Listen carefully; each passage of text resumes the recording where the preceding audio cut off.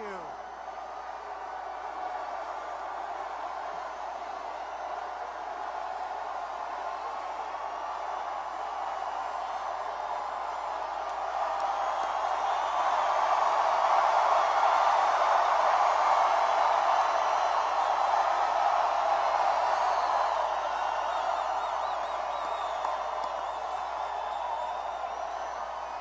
Thank you very much. Hello, Dallas. It's great to be with you tonight. Thank you.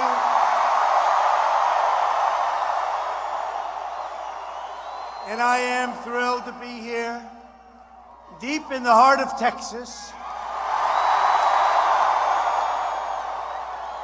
where we just opened a beautiful new Louis Vuitton plant.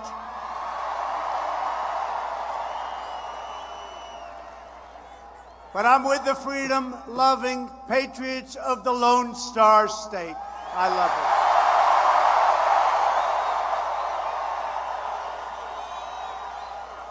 it. There has never been a better time to be a proud Texan. And there's never been a better time to be a proud American. There never has. Never has.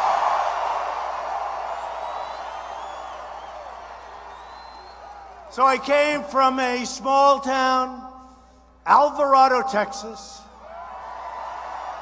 where we celebrated the incredible revival of American manufacturing, and we opened up some beautiful places. I'll tell you, this place is doing great, and created, in a very short period of time, an extra 1,000 jobs for Texas. Since my election, we've created 775,000 new jobs across your state, including 70,000 Texas manufacturing jobs. They said those jobs had disappeared, didn't they, huh? Hey, man. Our country is once again living by two simple rules: buy American and hire American.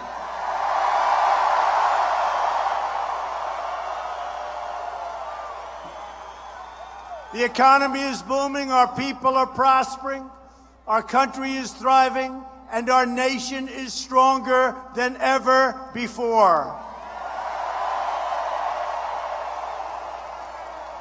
But the more America achieves, the more hateful and enraged these crazy Democrats become. Crazy. They're crazy. They're crazy. At stake in this fight is the survival of American democracy itself. Don't kid yourself. That's what they want. They are destroying this country, but we will never let it happen, not even close. For 3 straight years, radical Democrats have been trying to overthrow the results of a great, great election. Maybe the greatest election in the history of our country. And they want to oppose an extreme agenda. They cannot pass it, and they cannot win it at the ballot box. They're not going to win. They're not even going to. They won't come close in 2020. They know it. They know it. They're not going to win it. They say, let's see, what's another idea? What's another idea? How do we win this election? You know, I really don't believe anymore that they love our country. I don't believe it.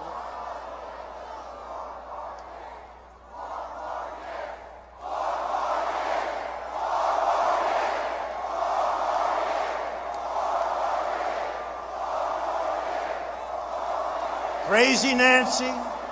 Think of that. That crazy Nancy, she is crazy. And Shifty Schiff, how about this guy? How about this guy? He makes up my conversation, which was perfect. He makes up my conversation. He sees what I said, it doesn't play well because it was perfect. So he made up a totally false conversation with the Ukrainian president. And we caught him cold. Everybody knew it anyway. See, we did one thing. You always have to do the unexpected.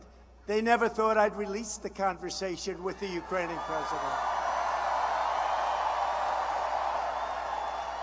I want to get him before Congress, and I want to see what he has to say. You know, they say he has immunity. Why would you have immunity for outright fraud? Why do you have immunity?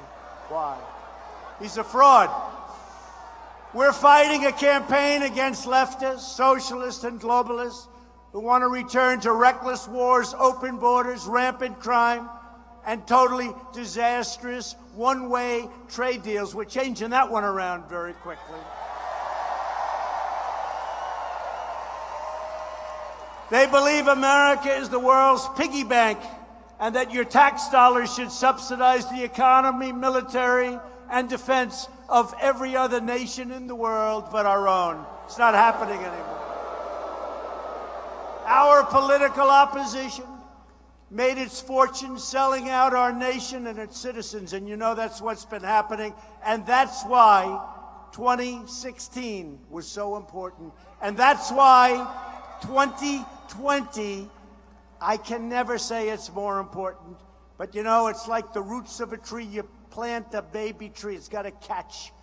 Get that extra time. We'll have more tax cuts. We'll have even, I'll tell you what, we have rebuilt our military. What we've done has never been done before.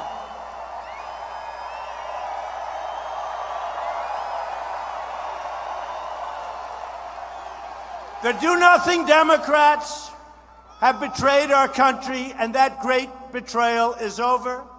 We are finally, again, and we've been doing it now for almost 3 years. Can you believe we've been doing this for 3 years? Can you believe it? I've been a politician for 3 years. I can't believe that.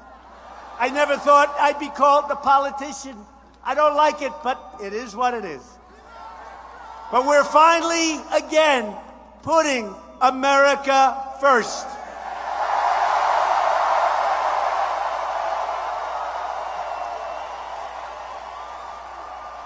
The radical Democrats want to destroy America as we know it. They want to indoctrinate our children and teach them that America is a sinful, wicked nation. You see that happening all the time. And I know it from personal experience. What they want to teach your kids, not good. They come home, Mommy, Daddy, this is what I learned. And you're going, oh, no, don't tell me. Let's get them into another school fast. They want to disarm law-abiding citizens. They want to take your guns away. And they want to install far-left judges to shred our Constitution. It's not happening. They want to tear down symbols of faith and drive Christians and religious believers from the public square. They want to silence your voices on social media, and they want the government to censor, muzzle, and shut down conservative voices. You know that. If they didn't hate our country, they wouldn't be doing this to our country. They wouldn't be doing it because they know better. They know better. As an example, we're building a great wall along the southern border.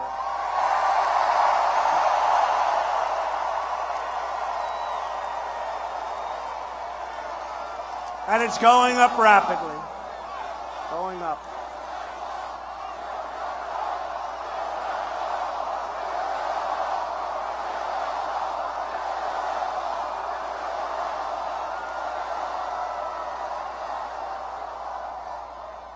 And you know, 5 years ago, almost every one of them wanted a wall. Until I came along and I said, we're going to build a great wall, because they could never get it done.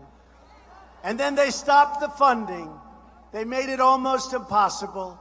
Few people would have been able to do what we did. But we got it from here, and we got it from there, and we got it from all over the place. And we're building that sucker right now, and it's having a tremendous effect already. Not easy. Highest level, everything we said it would be. It's moving rapidly. Although the fake news back there, they don't want to talk about it.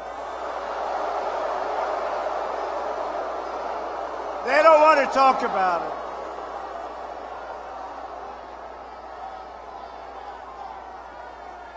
Look at all those cameras, you believe it? Look at all those red lights. Don't worry, I won't say anything bad about your network. Because a lot of times I get ready to do a number of these phony networks, and you see those red lights go off. They don't want their viewers to see it, but that's okay. I'm not going to say it tonight. I'm going to say you're legitimate media. I don't actually mean that. But you look at that. But look at all those cameras. That's like the Academy Awards used to be before it failed. You know why it failed? You know why it failed? Because they came after us. That's why it failed.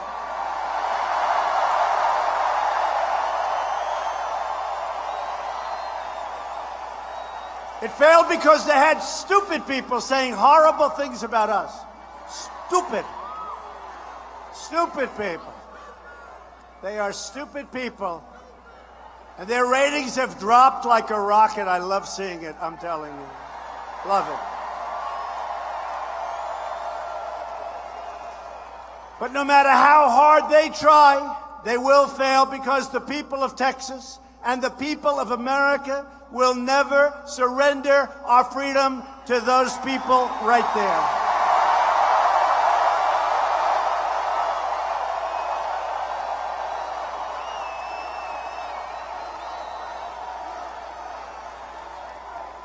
We will stand strong for family, faith, God, and for country.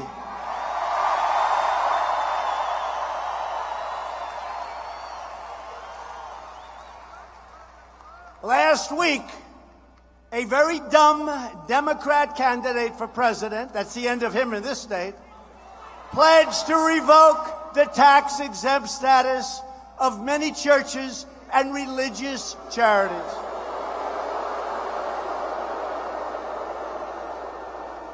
And by the way, that was after, a few weeks ago, he said, "Excuse me, we're going to take your guns away." That doesn't work well. And I called him right. Remember the flailing arms? Nobody noticed it. I noticed it. The flailer. You remember he was flailing all over the place. I said, why is this guy hot? John Cornyn's going to win so easily. Just like Ted Cruz won. He's going to win. No matter what happens. But John Cornyn is not talking about Beto anymore, because Beto, in a few short weeks, got rid of guns and got rid of religion. Those are not two good things in Texas to get rid of. And I will never allow the federal government to be used to punish Americans for their religious beliefs. And I will never allow the IRS to be used as a political weapon, except in the case of myself, where they use it against me. The radical left tolerates no dissent. It permits no opposition. It accepts no compromise. These people are crazy. And it has absolutely no respect for the will of the American people. First, it was the Russia hoax. Then it was the smearing, which continues.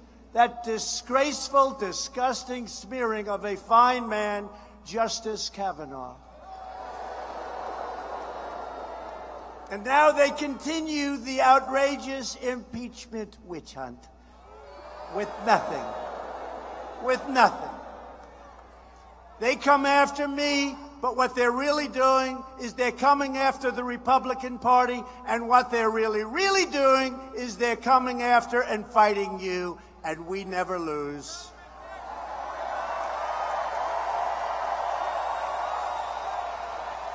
I'm fighting for everyone who believes in the values, traditions, and principles that have made our nation the greatest in the history of the world. And I have to say this, We are far greater now than ever before. You go back 4 years, you go back 7, 6, 8, even you go back into another administration, you go back 10 and 12 years. Where were you compared to where you are right now?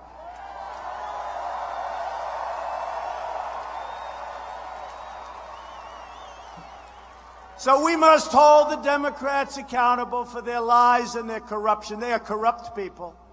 And we must show and vote, and we have to go out and we have to win this election coming up. It's going to be a landslide, and we have to make it a landslide.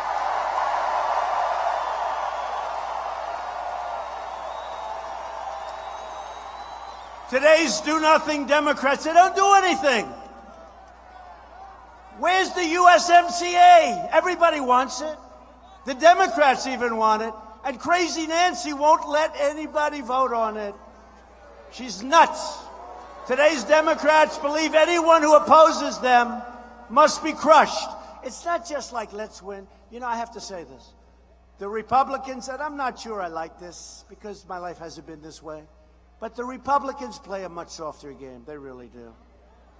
When all of our stars, and we have great stars, when they went to our Speaker of the House at the time, and they asked for subpoenas, oh, let's take it easy, let's do it.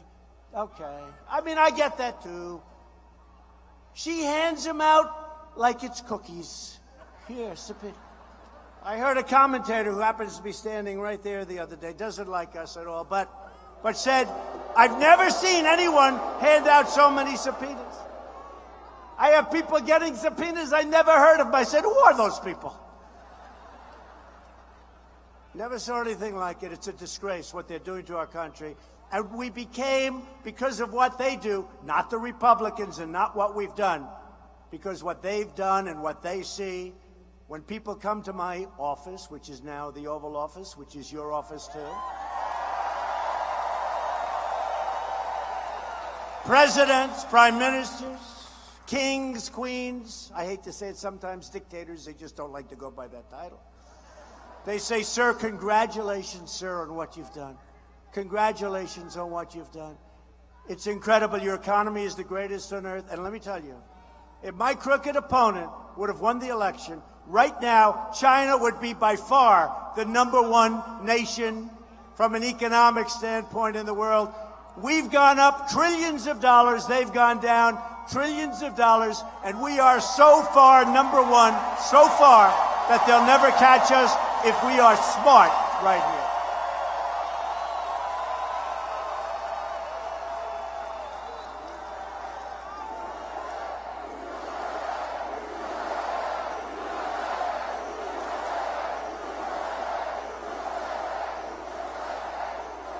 But the do-nothing Democrats believe anyone who opposes them has to be crushed. They don't want to just beat them. They don't want to just beat them. These are sick people. They want to crush these people. The anger, the hatred. And that any lie or crime or corruption is justified. So Schiff gets up and makes up my statement. He makes it up 100%. And then he said, he didn't speak to the whistleblower. No, we didn't see the whistleblower. And what about the whistleblower? The whistleblower got it all wrong. Who's the whistleblower? Who's the whistleblower? Who is the whistleblower? We have to know. Is the whistleblower a spy? And who is the IG that did this? All he had to do is look at the tape or look at what they wrote down, the transcribed version of the phone call. Compare that to the whistleblower's account, and you see it had nothing to do with it. So why does the IG allow a thing like this to happen to our country? Why? Why? Got a lot of bad people out there, but one by one, we're advancing. One by one.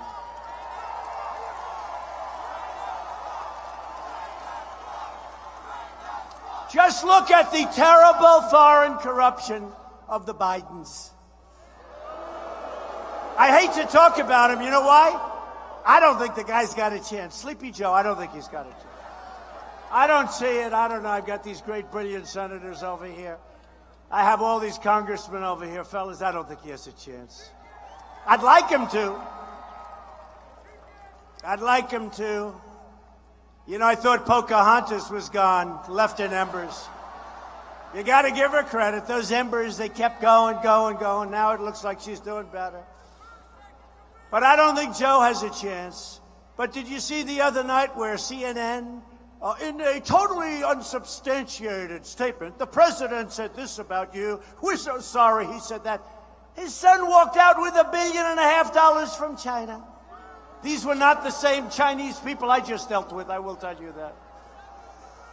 But Joe Biden was in charge of Ukraine policy while his son, with absolutely no energy experience, just got thrown out of the Navy like a dog, was paid massive sums of money by a Ukrainian energy company. You know what that's called? It's called a payoff, folks. He didn't know energy at all, knew nothing about energy. They hired him, paying him massive amounts of money, much more than the $50,000 a month you heard about. That's a lot. That's a lot, but much more. Joe Biden made them go out and fire the prosecutor on tape, but they don't want to show the tape. I had to put it up on my social media site. They don't want to show the tape where he was bragging. They're not going to get this money unless they get rid. And boo, they got rid of the prosecutor. He was investigating the son and the son's company, got rid of him. Now that's what you call quid pro quo. While these charges are totally unsubstantiated, these are the fake newsers out there. And then Biden flew, think of it. He goes into a tough place. We just made such a great deal with China. Just think of this. My guy said, if we could get $20 billion in agricultural product, that would be good. The most China ever did was $16 billion for our farmers. Okay, we're just talking about the farmers. We did banking, we did everything. But we're talking about them. The most they ever did was $20 billion of product from our farmers, our great farmers, our patriot farmers, our farmers that never left us even though they were being targeted by China. They never left me.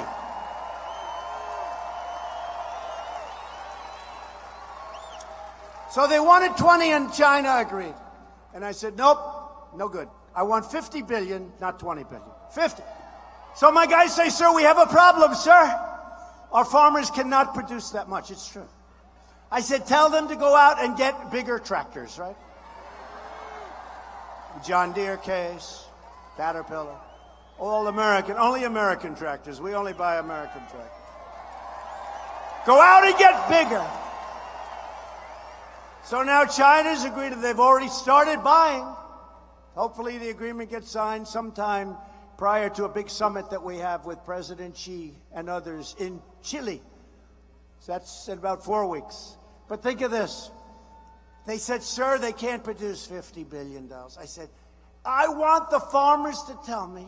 Remember the story about winning? We're going to win so much. We're going to the White House. We're going to tell the president, sir, we just can't stand winning. The state of Texas, John Cornyn and Ted Cruz, they're going to come into my office. Sir, we just can't stand this winning in Texas anymore. It's too much.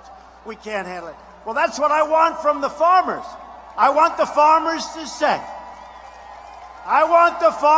say, sir, we just can't produce that much product. We can't do it, sir. And I'm going to say, yes, you can. And they're going to say, no, we can't. I'm going to say, yes, you can. And they're going to go out and they're going to take in 50 billion from China as opposed to 20. That's what's going to happen. That's what's going to happen. But they were great. They stuck with us through thick and thin. Now it's really working out for a lot of different groups. And in the meantime, we've taken in tens of billions of dollars of tariffs, and China's eaten the cost because they devalued their currency and they put money out.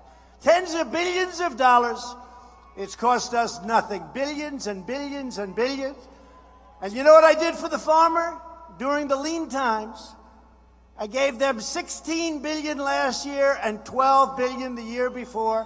$28 billion altogether came out of the tariffs, and I had a lot of money left over, and nobody complained.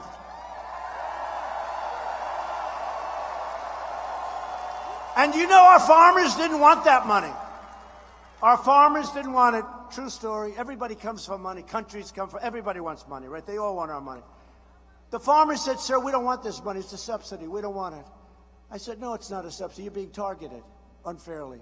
They said, no, sir, it's a subsidy. This is true. I had 35 farmers in the Oval Office. Incredible people.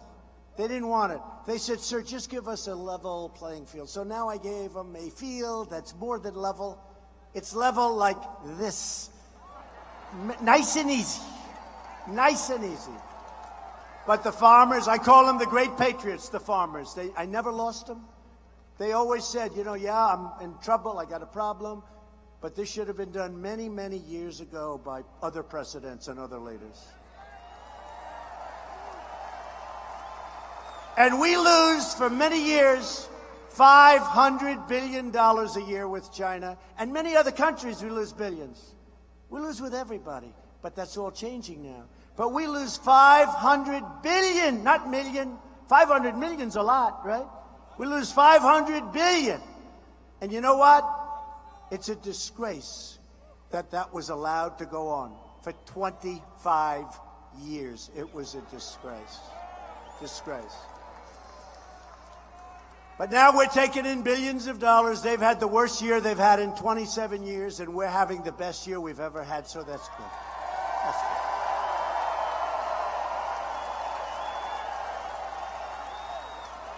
So Biden flew with Hunter on Air Force Two. They flew to China. Hunter walked out of the plane, had a quick meeting, walked away with $1.5 billion, and these characters back there said, oh, that's okay, there's no problem. Can you imagine if Don or Eric Trump or Ivanka Trump, who's here someplace, right here,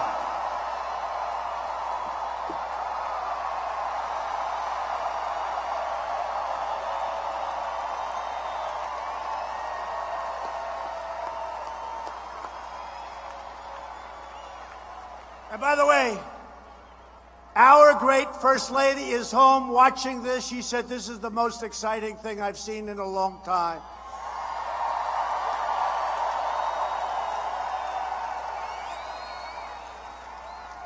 She's a great First Lady, doing a great job. She's doing a great job. We're doing a great job. The whole country now is doing a great job. So Biden takes $1.5 billion, and he goes on and he allows China to rip us off. Remember he said a year ago, no, China's good. They've done nothing wrong. They're wonderful people. They are wonderful people. I don't blame China, by the way. I blame our leaders for allowing this horrible you-know-what and pillage. It's the R word. You-know-what and pillage. You know what word I'm talking about, right? I don't want to use it because they'll say it's a horrible word that Trump used. So the Bidens got rich while America got robbed. Tonight, we forcefully condemn the blatant corruption of the Democrat Party. And nobody ever pays the price with the Democrats. They're so deep-seated. They never pay the price. They never pay, but maybe soon that will start. You know, we've had a lot of Obama people and Clinton people and some, to be honest with you, we've had some pretty bad Republicans down deep that didn't exactly love us. But slowly they're getting out. They have all sorts of protections, but so he says, get rid of them. Yeah, we're trying. Get rid of them. But their partner in the whole thing is the fake news media. That's the problem.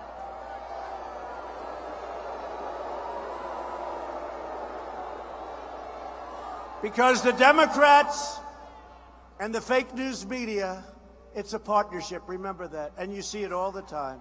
And I've never seen it to this extent. You know, when I won in the primaries, and then I won the election, I was treated horribly by the media. Horribly. And then when I won the election, we had the greatest night, one of the highest rated nights in the history of television all over the world.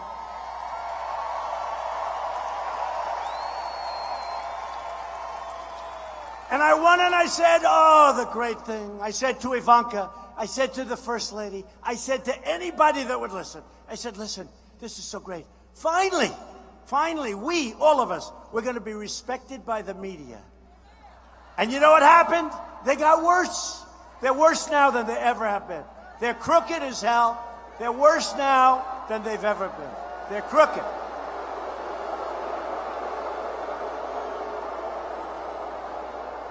The only message these radicals, and they are radical lefties, will understand is a crushing defeat on November 3rd, 2020. Save that date.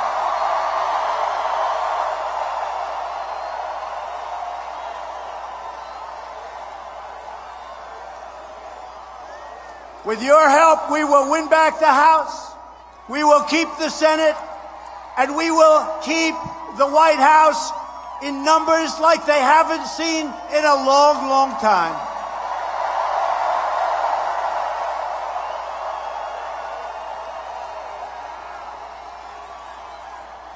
Joining us tonight are many terrific Republican leaders, and they are terrific.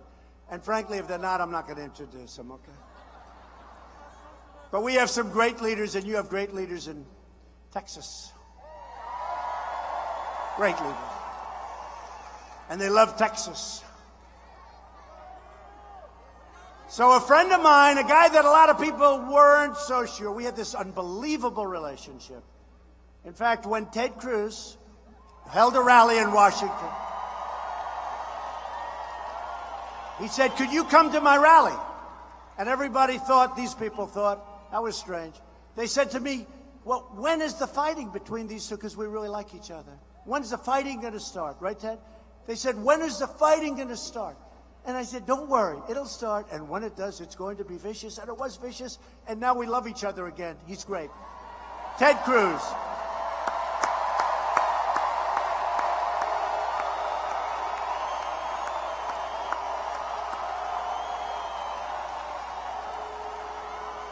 And he had a great victory against a man that spent almost $100 million. That's a lot of money. Spent almost $100 million, but that was a great victory. Thank you, Ted. Another man who's currently running against somebody. I kept thinking maybe Beto will jump in because he's at 0 right now.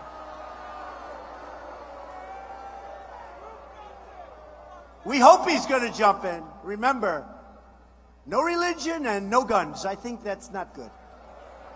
Oh, and I think he's like pretty light on oil production, too. But a man, and John, I have no idea who you're running against, but nobody's going to be able to beat John Cornyn.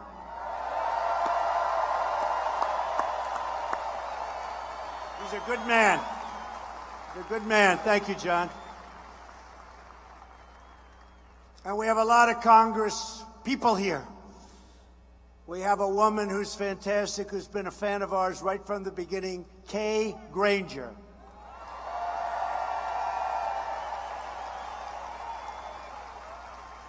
Thank you, Kay. We have a man who's smart as hell, and he is tough, and he is mean and nasty, but he loves this state, and he's only mean and nasty because he wants to defend you and me and all of the horrible things that we all go through. Louis Gohmert.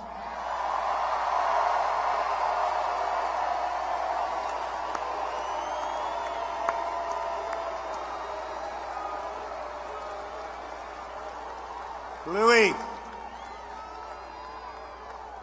He's a great guy, been a great friend of mine. I'll tell you once we got him on board, he wouldn't leave us no matter what. And he had Mueller and everybody figured out long before anybody else had it figured out, right, Louis? A person who's been an incredible ally, again, loves your state, Randy Weber. Thank you, Randy. Great job. Thank you. One of the best lawyers you'll ever find. He's slick, he's smooth, but boy, he's loyal, he's talented, and he's got them all buffaloed because they're not as good as him, John Ratcliffe. Thank you, John. A man I saw on television last night defending me, brilliantly defending me. I actually don't like doing this usually, but I tweeted out, I said, "Thank you very much, Brian Babin. That was a great defense. I appreciate it."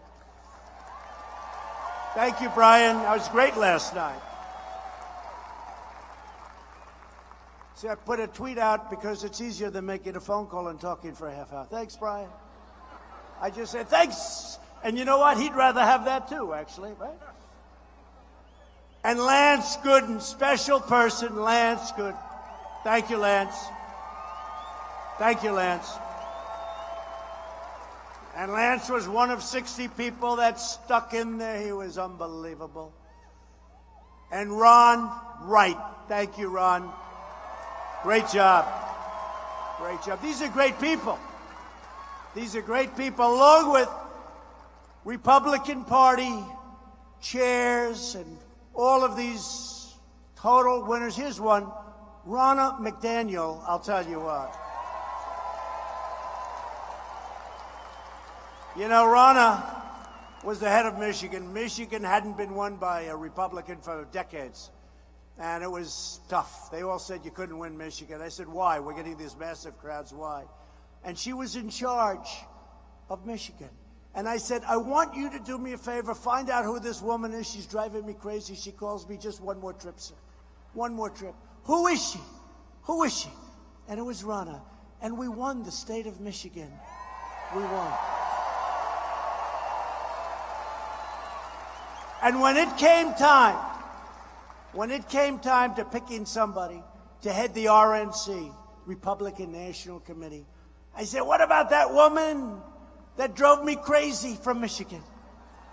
And it was Ronna, and she's done a fantastic job. Thank you. Thank you, Ronna. Thank you.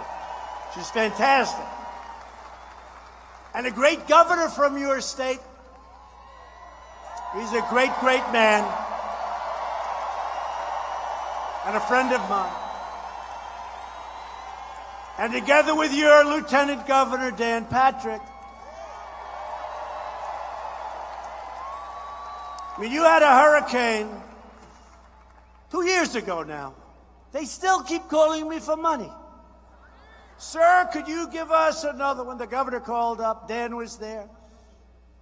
You know, thank you for being so generous to Texas, sir. The hurricane, it was a big one. It was a bad one. A lot of water dump. I think the biggest dump of what, remember, kept going in and out, in and out. Our Coast Guard saved 16,000 lives. Thank you. But it kept going in and out. Water, water. And finally, I get a call. I paid billions and billions of dollars to the state. Like numbers, my people are driving me crazy. I get a call from the governor, and Dan is there. Where's Dan? Is he here? Where's Dan? Dan. Dan Patrick. And the two of them called me. And then I had Ted Cruz on my back, and I had John Cornyn on my back, and I had the congressman calling, and it was brutal. It wasn't even fair. And they said, sir, thank you for being so generous on the hurricane. They made a fortune. You made a fortune on the hurricane. Thank you for being so generous, sir. Sir, we want one more small request. Just a small, it's not much, and we appreciate you listening to us. We want to build a dam in the ocean so that if we ever have another hurricane, sir, the water won't be able to come in to Houston and all of the areas that it came into, sir. Do you think we could do it? I said, how much? It's only $10 billion. $10 billion! Right, Ted? Right? $10 billion they wanted. 10. And you know the way they sell it. And it's so good. They're salesmen. They're incredible salesmen. They say, it's only $10 billion. I'm supposed to be happy. Oh, let's see. Could we give Texas an extra $10 billion for some crazy thing that may work and it may not, right? No, they're great people. They love your state. RNC co-chairman Tommy Hicks, a real friend of ours. Thank you, Tommy. And our great campaign manager, the most sophisticated man with a computer you've ever seen. Remember, they used to say with Hillary, her campaign is so sophisticated. Then after she lost, they said Trump's campaign was so sophisticated. And remember, she spent like 6 times more on this stuff than we did. You know, in the old days, my father taught me, if you can spend less, that's a good thing, not a bad thing, right? My father said, if you can spend less. So we spent much less than Hillary. Crooked Hillary. Crooked Hillary. Where are those emails, Hillary? They may find those 33,000 emails. They're looking. They may find those deleted emails. They may find them. Remember the emails that 33,000 emails covering her gym and her daughter's wedding. 33,000, that's a lot of emails for a wedding and working out. But Brad Parscale did a great job. Thank you, Brad. Thank you. Thank you, Brad. And Secretary of Commerce, one of the legends of Wall Street, he was really like amazing, and he is doing an incredible job. Wilbur Ross. Thank you, Wilbur. Smart guy. And a friend of mine, he's another one. He was so tough. He was nasty, man. Boy, he hit me during the campaign. I said, that guy's ruthless. And when it was sort of over, there was nobody more gracious. And I called him. I made him Secretary of Energy. He's done a phenomenal job. And Rick Perry couldn't have done a better job. True.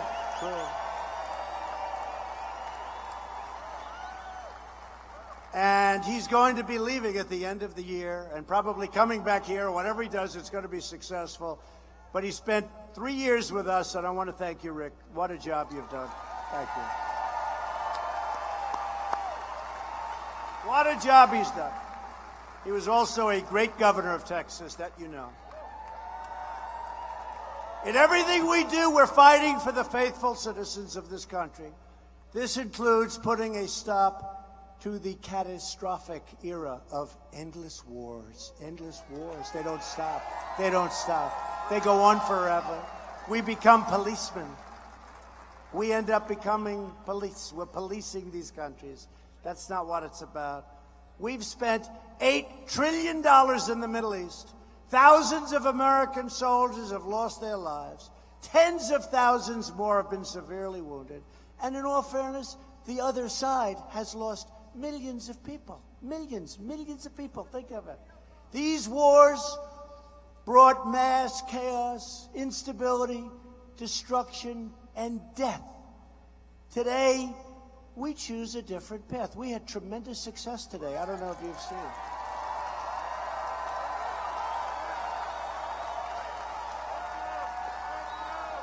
Look, we built in the last 3 years, we built the strongest military by far.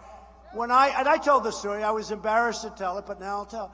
When I first got in, a general told me we could have had a conflict with someone, said, "Sir, we don't have ammunition."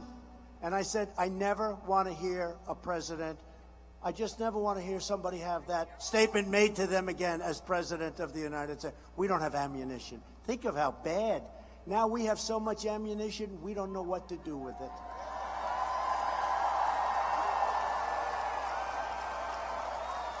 And as you all know, I guess you've been watching today, I sent Vice President Pence and Secretary of State Pompeo to lead an American delegation to meet with President Erdogan of Turkey. They got there today and it did work.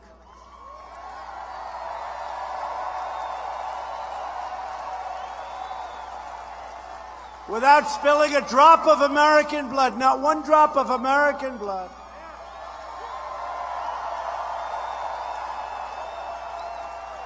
We've all agreed on a pause or a ceasefire in the border region of Syria. And it was unconventional what I did. I said, they're going to have to fight a little while. Sometimes you have to let them fight a little while. Then people find out how tough the fighting is. These guys know right up here. These guys know. Right? Sometimes you have to let them fight. It's like two kids in a lot. You got to let them fight, and then you pull them apart. But it was unconventional. But they fought for a few days, and it was pretty vicious. And the Kurds, who are our friends, and Turkey's our friend. But they fought. It was tougher. I mean, it was nasty. And you couldn't make a deal for 15, think of it, for 15 years, 20 years, they couldn't make a deal. The Kurds didn't want to move. Turkey didn't want to budge. And Turkey was having a lot of bad things happen from this region, in all fairness to Turkey. They were having a lot of bad, but they didn't want. Now all of a sudden they're fighting, and it's not fun having bullets going all over the place. And we went there, and we said, we want to pause. And the Kurds have been terrific. They're going to move back a little bit. We're going to keep ISIS all nice and locked up, okay? We're going to find more of them.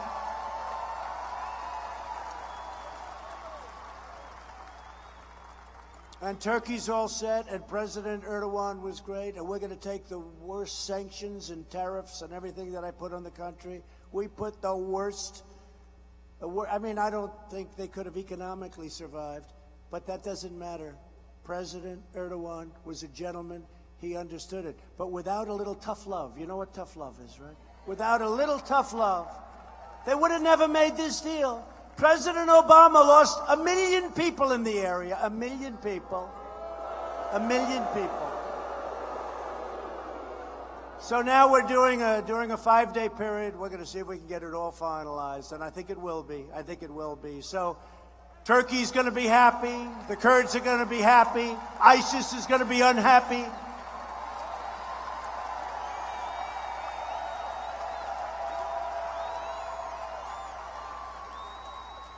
We'll deal with whoever we have to deal with, but we'll get it done, and it's a great tribute to a lot of very talented people. And thank you to Vice President Pence, and thank you to Mike Pompeo. Good job. Good job. And they're traveling back to our country by night. They're traveling back, and they'll be back soon, and we'll have a big conference on it. But it was a terrific thing, and we've taken care of a lot of religious persecution. We added that in. A lot of things are in that agreement that nobody ever thought possible. So we have to fundamentally change our approach to homeland security. As an example, in that example, nobody would have ever done that. You have to be a little bit different to do it that way. I took a lot of heat, even from some of our congressmen, even from some of our senators, but now they're all happy, and I'm happy with them. I'm happy with them. Now, I don't know what about the Democrats. The Democrats will say, oh, what a terrible. Anything we do, the Democrats will criticize.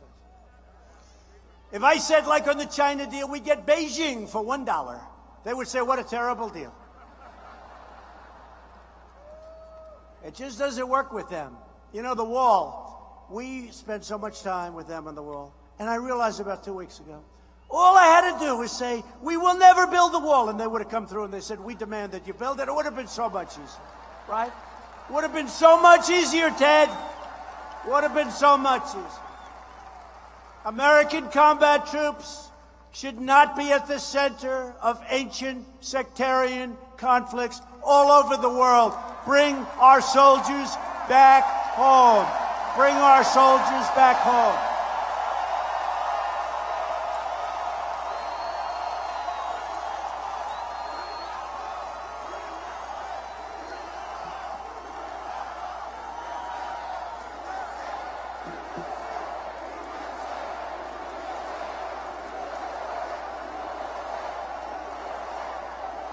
The same people pushing us to fight endless wars overseas want us to open our borders to mass migration from these war-torn and terror-afflicted regions. Their policies would import terrorism right onto our shores with American-issued visas. Oh, isn't that wonderful? And by the way, the Democrats want open borders. They want everybody to flow in. They want those caravans to flow in. The caravans. And they wouldn't get rid of the loopholes. But you know what? Mexico's been great. Mexico today had 27,000 soldiers on our border.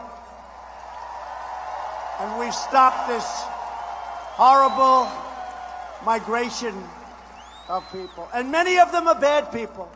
You know, when countries send them up, they're not sending their finest. Okay? Use your heads. They're not sending their finest. You got to see some of the people. But now we send them back. And by the way, ICE is fantastic. They've taken out thousands and thousands of MS-13 killers.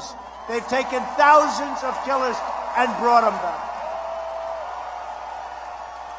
And now we've made deals with Guatemala and Honduras and El Salvador and Mexico. But we've made deals now where we can bring back. There are 45,000 people waiting in Mexico, but it's going to be very tough for these people ever to get back. When did you ever hear that?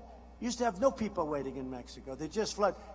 Our borders are getting strong. When the wall is complete, they'll be as strong as any borders anywhere in the world.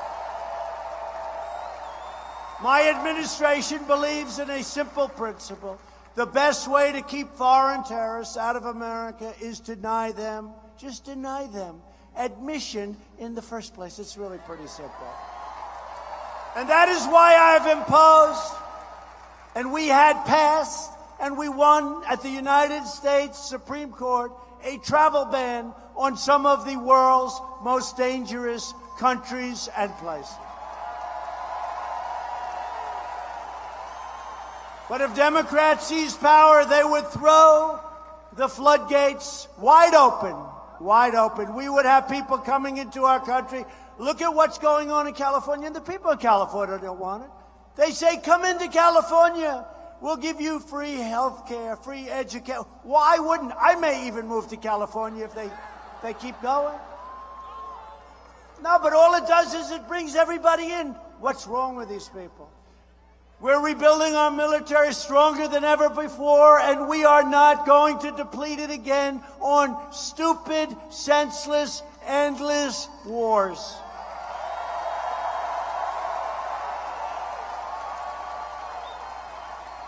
We've invested more than $2.5 trillion restoring our armed forces, and all of it was built in the USA. And that includes approving the construction of almost 200 F-35 fighters, stealth. And many of them are built right here, you know that, right? In Fort Worth.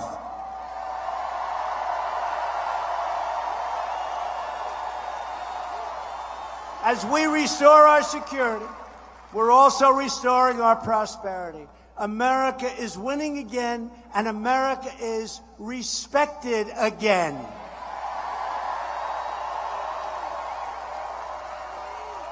And by the way, I have to say this. So outside, they have close to 30,000 people. And I wonder if I could ask the fire marshal, fill up this little area, let them in. It'd be so nice. You know, they have a certain max. We broke the record tonight.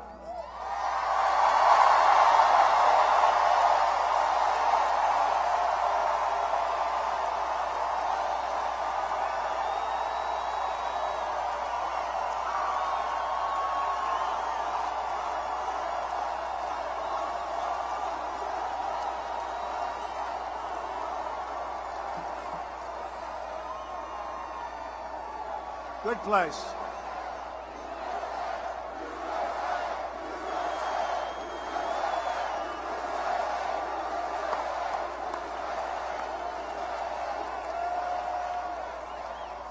Last month, unemployment reached its lowest level in 51 years.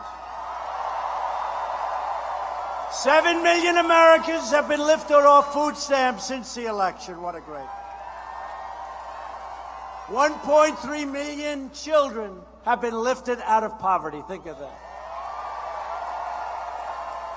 And African American, Hispanic American, and Asian American unemployment rates have reached the lowest levels in history.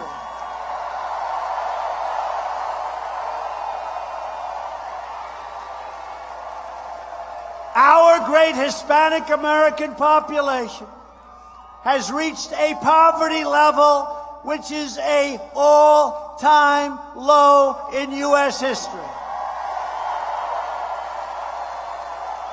And after years of stagnation, wages for Hispanic Americans are rising fast, up nearly 8% since my election, and everybody in the fake news would have said that's absolutely impossible. Median income Think of this. Median income for Hispanic Americans has surpassed $50,000 a year for the first time ever. With Republicans in Congress, we passed the largest package of tax cuts and reform by far in American history. By the way, the Democrats want to raise your taxes, you know. I don't mean a little bit. I don't mean a little bit. I mean like double them up, triple them up, and it still won't pay for the nonsense they want. We eliminated a record number of regulations, and we ended the war on a thing called American energy, which is very good for Texas.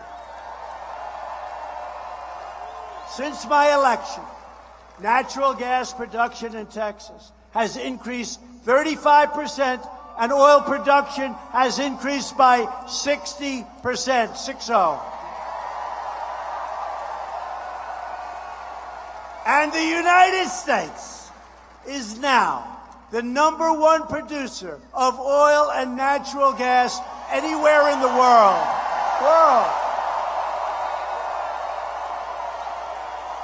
Yet every major Democrat running for president wants to abolish all production of oil and natural gas. I think they want to go to windmills. Windmills, you know. Darling, I want to watch Trump speak tonight. We can't, darling. The wind isn't blowing. They want windmills. In other words, they want to annihilate your Texas economy. Can you imagine? No more oil, no more natural. So here we have a few people, right? No guns, no religion, no oil, no natural gas. Abraham Lincoln could not win Texas under those circumstances. Couldn't do it. Couldn't do it, Ted. Couldn't do it, Louis. Abraham Lincoln, honest Dave, couldn't do it, Louis, right? Remember, I used to say I can be more presidential. Look.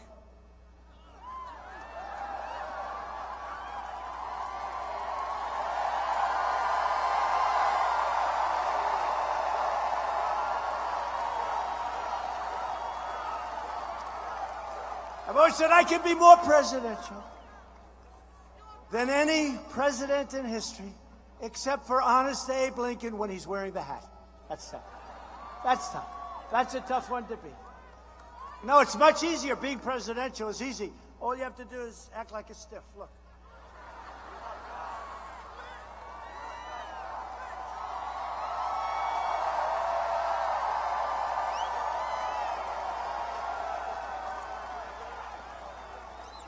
Ladies and gentlemen of Texas, it is a great honor to be with you this evening.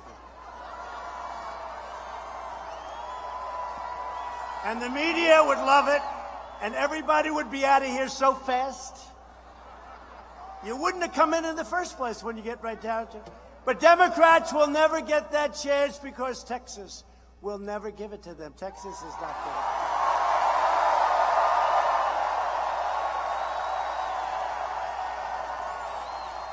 Remember in the last election, they said, these phonies in the back, they said, Texas is in play. They said Utah's in play, too. And I came here, we had rallies like this, thousands of people outside that couldn't get in. And I said, why is Texas in play? They say, because it's phony, it's suppression. They try and get your hopes down. They're suppressing. This is just like fake news. But they said Texas. They said Texas is in play. Ladies and gentlemen, Texas is in play. This is CNN. Texas is in play. President Trump. And I had guys on from Texas, and they're wearing cowboy hats. Sid and a lot of guys. They go, I don't know about you, but I know something about Texas. And Donald Trump is not going to lose Texas, I can tell you that. And Texas is not in play. Well, we had a lot of guys. Sid. Big, tough guys. They're on television. No, I don't know what you're talking about. Texas is not in play.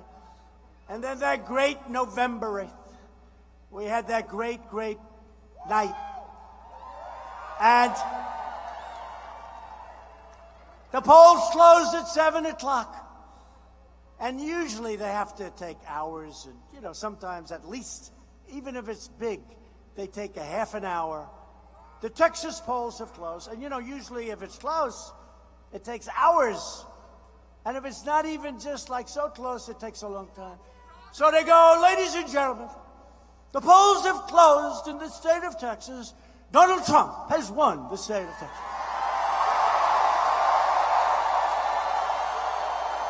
Right? Donald Trump.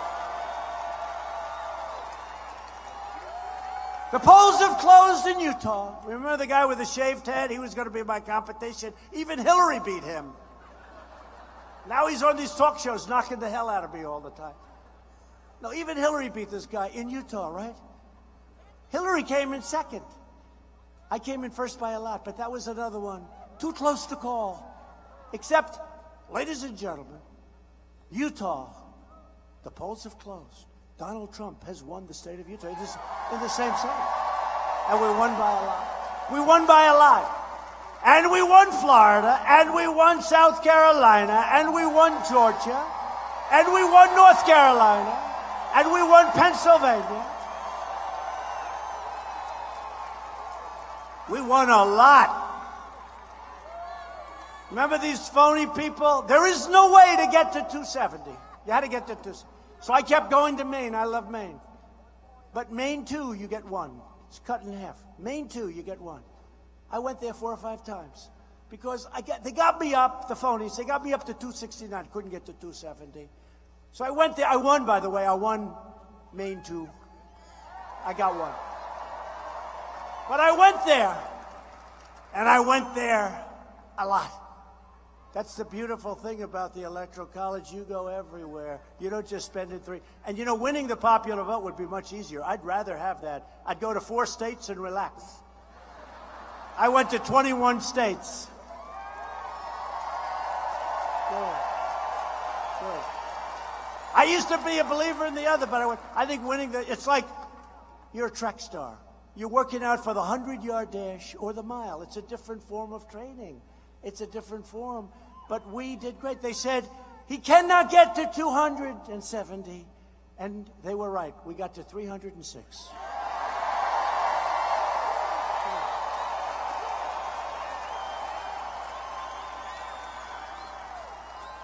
After decades of economic surrender, I have taken historic action to confront China's rampant trading abuses, and we've made great progress. And our relationship with China is fantastic, and great things are happening. You watch. They get it now. They get it, and a lot of good things are happening. We're replacing NAFTA with disastrous. It's been, to me, probably, I used to call it the worst trade deal in history. I think the world trade has been WTO, one of real beauty, World Trade Organization. That's a real beauty. They consider China a developing nation, and because you're a developing nation, Ted, right? They consider China to be a developing nation, and because they're developing, they get tremendous, and we wrote them letters. We don't consider them to be a developing nation. We don't consider India to be a developing, because they're ripping us off. And we didn't win any cases at the WTO, and now we just won $7.5 billion of countries that we're taking advantage of. And we've won a lot of cases lately. We didn't win anything for years, practically. Now we've won a lot of cases. You know why? Because they know I'll leave if they don't treat us fairly. They know it. And then the piggy bank is gone, where they all robbed from. We're replacing the NAFTA disaster, and we have to get this crazy Nancy Pelosi to put this thing up for a vote. We have to get her.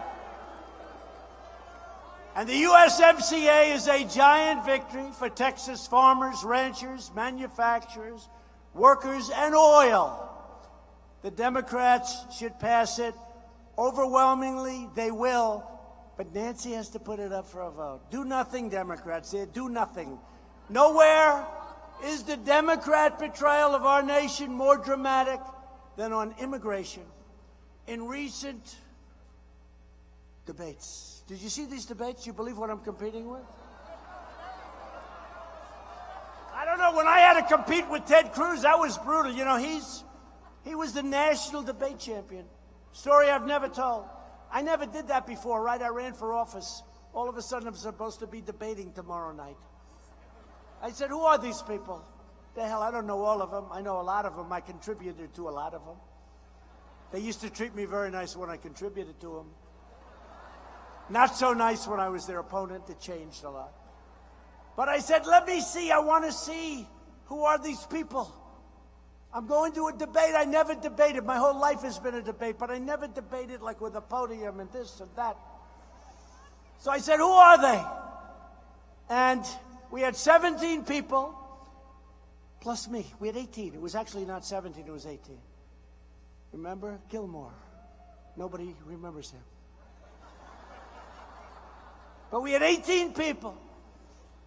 I said, who are these people? Are they any good at debating?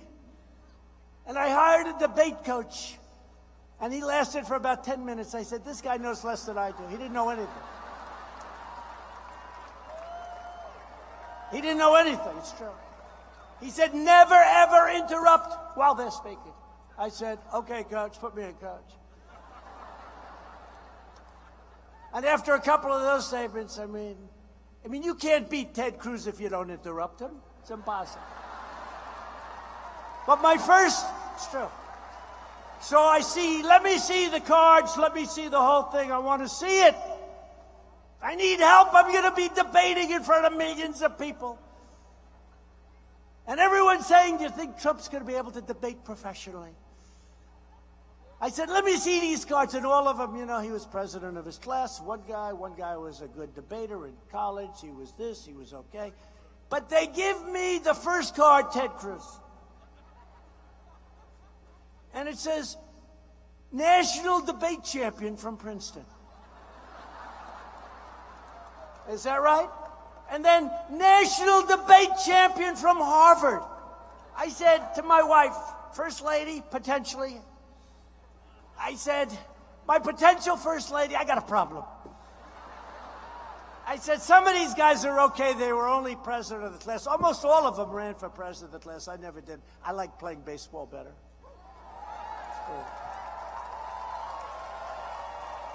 But I said, Melania, and I called Ivanka. I called my kids. I said, I got a problem. Ted Cruz was the national debate. He was the #1 guy in college. He was the #1 guy in law school. How the hell do I beat a guy that's that good at debating? But we came out okay, Ted. And Ted was tough. Smart as hell and tough. Tough.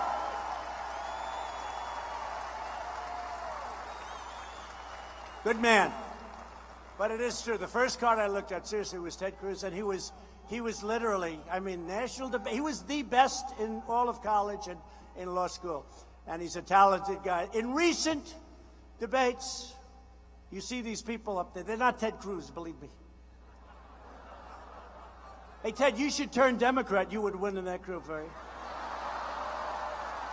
No? He says, I don't think so. Every single Democrat candidate for president raised their hand in favor of giving free health care to all illegal aliens. They want to give more to illegal aliens than they give to American citizens. You see that. As president, I will never allow the Democrats to take away your health care dollars and give them to people that are in our country illegally. Can't do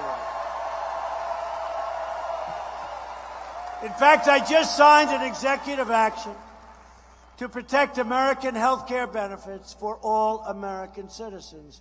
Among those hardest hit by illegal immigration are millions of illegal immigrants right here in Texas, including millions of patriotic, hardworking Mexican Americans who play by the rules, pay their taxes, follow our laws, and strengthen our communities.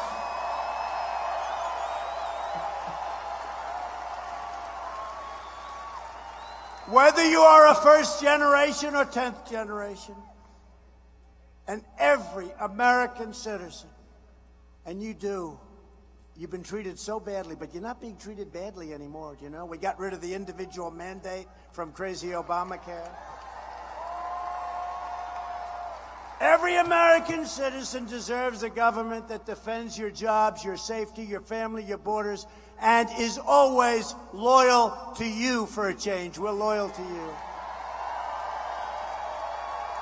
My administration has reduced illegal border crossings by over 60% since May, and that's with no help from the Democrats.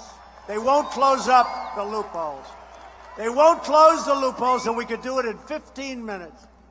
And we're building the wall, and we're doing all of these things, but the Democrats won't close up the loopholes. You know what the loopholes are, right? How about catch and release? You catch them. You say, hello, darling, how are you?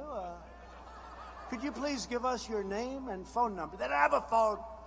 Could you give us your address? They don't want to have an address that's in Honduras. Could you please give us your address and your name? They can't.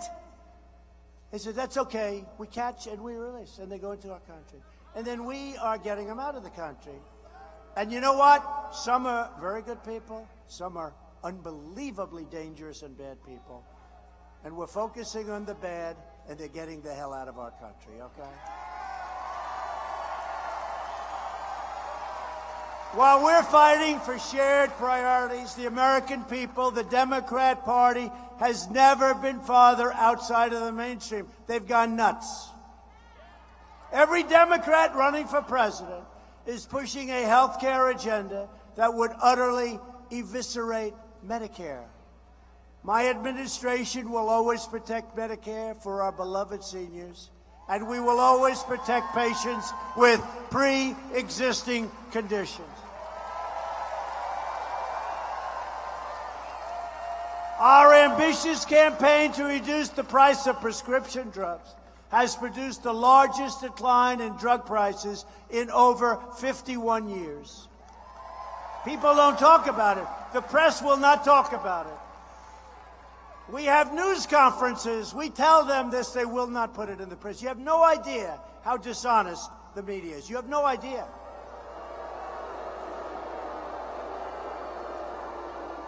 Virtually every top Democrat also now supports late-term abortion, ripping babies straight from the mother's womb right up until the moment of birth.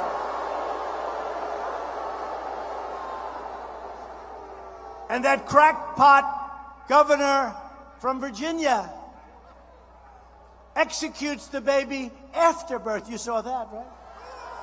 After birth. You remember that one from last year. That's why I've asked Congress to prohibit extreme late-term abortion, because Republicans believe that every child is a sacred gift from God.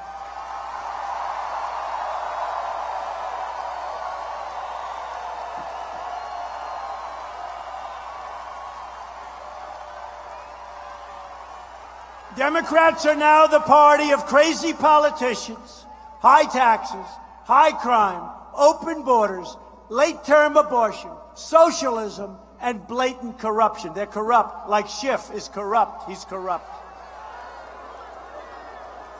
The Republican Party is the party of the American worker, the American family, and it's the party of the American dream.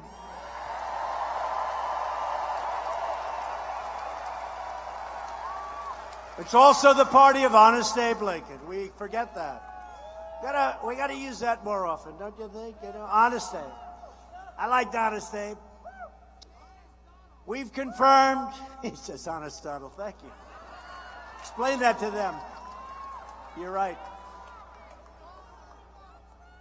We've confirmed 152 federal judges to apply the laws written, including 2 Supreme Court justices, Neil Gorsuch and Brett Kavanaugh.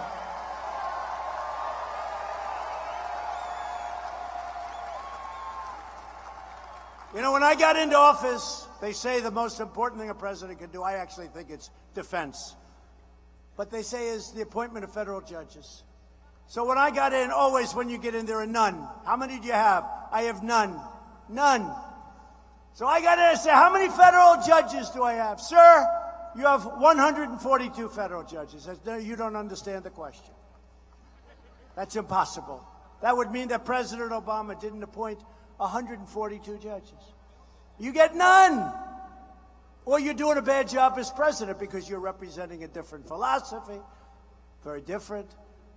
So I came, I said, no, check it again. Then they said 138, then they came back. Actually, sir, the number is 142. We were right the first time. 142 judges.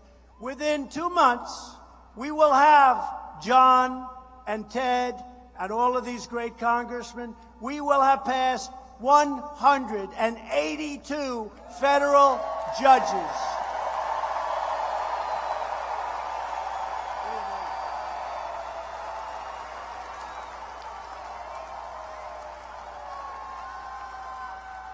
And then they say, Obama, wasn't he such a wonderful president? How are you a wonderful president? How are you a wonderful president when the most important thing you can do, you hand it over to the Republicans, 142? How is that good? I mean, how is that good? If I were a Democrat, I wouldn't be too happy about that number. And we'll have a record number of judges. By the time our term is over in 16 years, maybe 20. I'm only kidding because every time I do that, they say, see, he's assuming control. We have this crazy guy on television, and he goes, you know, he's talking to a guest. He goes, you know he's going to win, don't you? You know he's going to win. I mean, we've done a good job. He should be happy. But he said, our military, our schools, our this, everything. He says, you know he's going to win. And the guest goes, well, no, we're going to fight. No, he's going to win. And you know, he's never leaving. You know that, don't you? He's never leaving. He's never going to leave. And I thought this wacko was kidding. You know, he's a comedian. I thought he was kidding. He's serious. He really believes it. We passed for the veterans, VA choice and VA accountability on behalf of those great people.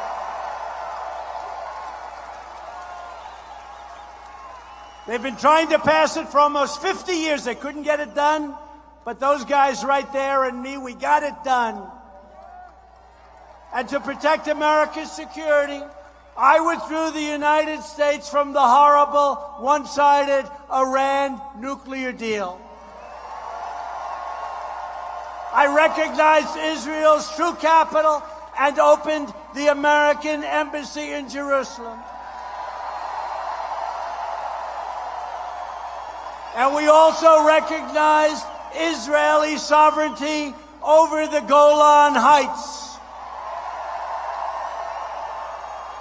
For years, you watched as your politicians apologized for America. You've seen it many times. Oh, I'm so sorry. Now you have a president who's standing up for America and standing up for your great state of Texas.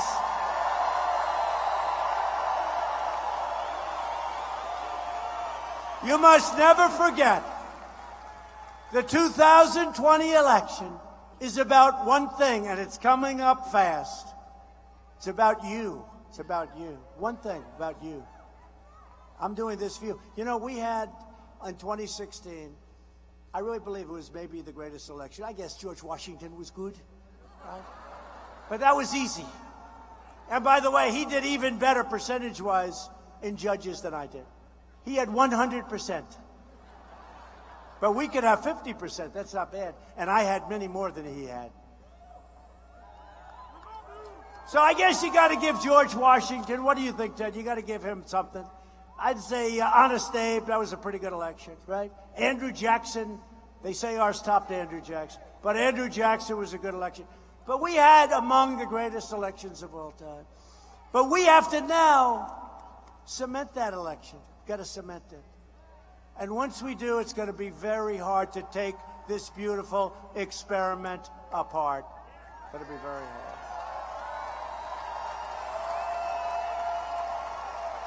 Because it's all about your family, it's all about your future, and it's all about the future fate of our great country. So important. With your help, we will lift millions of more citizens from welfare to work, dependence to independence, and poverty to prosperity. Together, we will elect a Republican Congress to create a safe, modern, fair, and lawful system of immigration.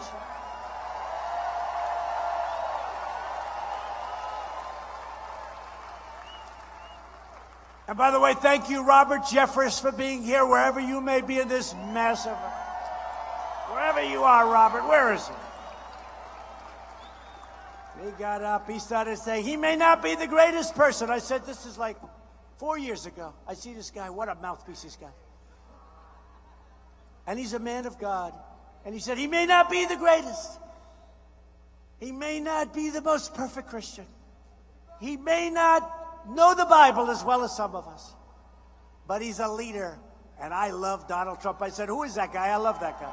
Robert Jeffress.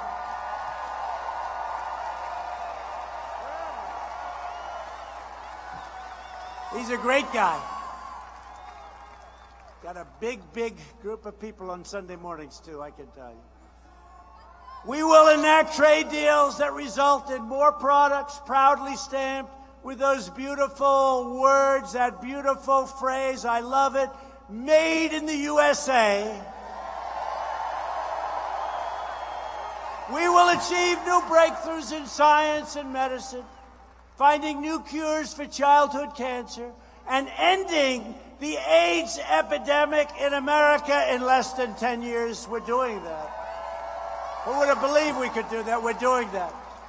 And the previous administration spent no money on that, and we're spending a lot. But think of that. Who would have thought that? We're going to end, within 10 years, the AIDS epidemic in our country. Who would have thought we've advanced that far? We will defend privacy, free speech, free assembly, religious liberty, and the right to keep and bear arms.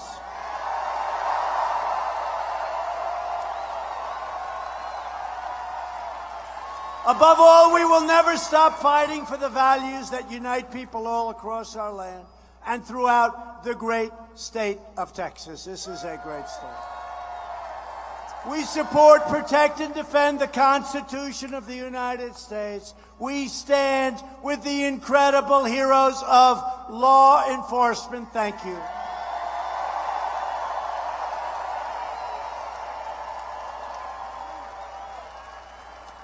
We believe in the dignity of work and the sanctity of life.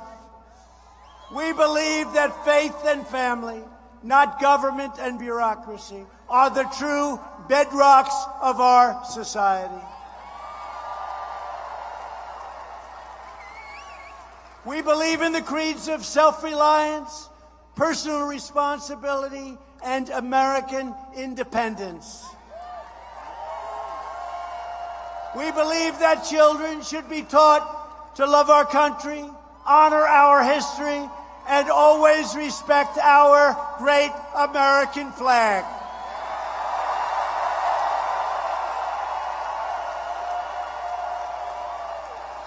Loyal citizens like you help build this country, and together we are taking back this country, our country. We love our country.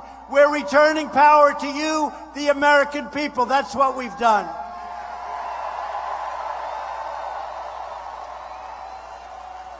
From Dallas to El Paso, from Houston to Austin, from the Red River to the Rio Grande, this state was settled by some of the toughest men and strongest women ever to walk on the face of the earth. Texas.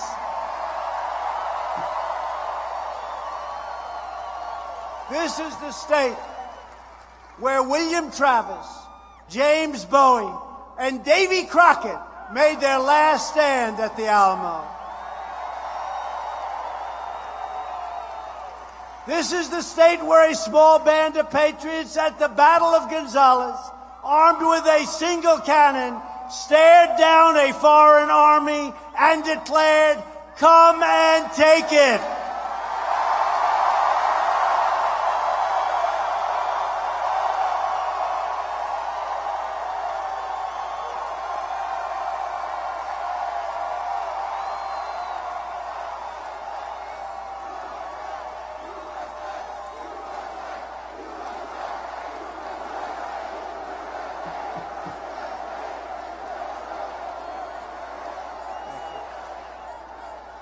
And Texas is the state where generations of farmers, ranchers, pioneers, and oil workers built a life and a home with their own two beautiful hands.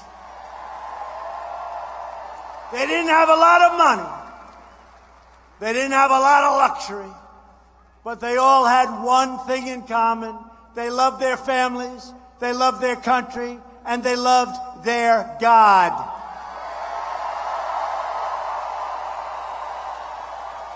These courageous Texas patriots did not shed their blood, sweat, and tears so that we could sit at home while others tried to erase their legacy, demolish our liberty, and destroy our proud American heritage. We will never, ever allow that to happen. With your help, your devotion, and your drive, we are going to keep on working. We are going to keep on fighting. And we are going to keep on winning, winning, winning. We are one movement, one people, one family, and one glorious nation under God. And together, we will make America wealthy again. We will make America proud again. We will make America strong again. We will make America safe again. And we will make America great again. Thank you, Texas. Thank you.